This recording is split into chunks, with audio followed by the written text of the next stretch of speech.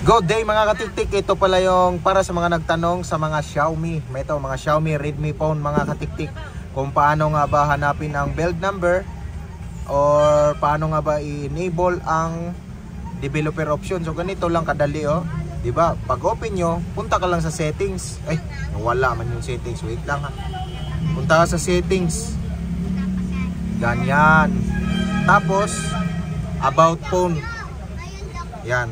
Tapos itatap mo lang tong MOI version mga katiktik ng 7 to 12 times.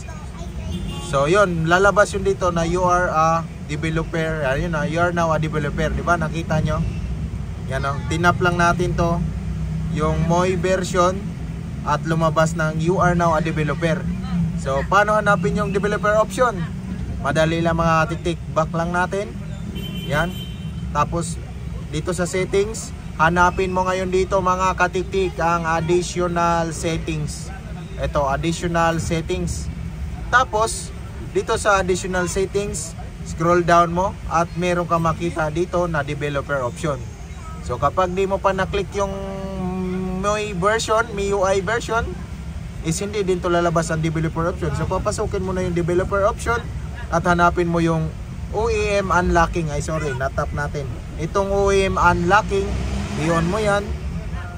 May password, lagay lang natin yung password natin, ano? Allow, enable. Yun, ganyan, 'di ba?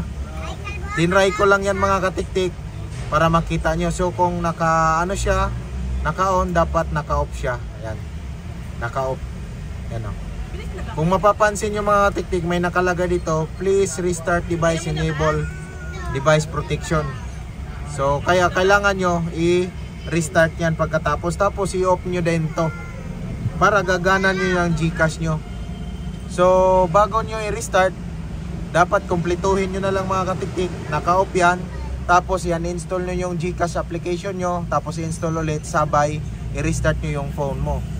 At kung gumagana yon mga katiktik, pa-comment na lang din dyan sa baba. Kasi maraming nagtanong doon kung paano daw yon sa Redmi or Xiaomi phones. So ito na yung kasagutan. Sana hindi kayo naguguluhan doon. At panoorin nyo yung yung naunang video nito mga katiktik bago kayo mag-comment dito. Kasi meron tayong naunang video dito. Ilagay ko na lang din sa description sa mga hindi pa nakapanood. Maraming thank you.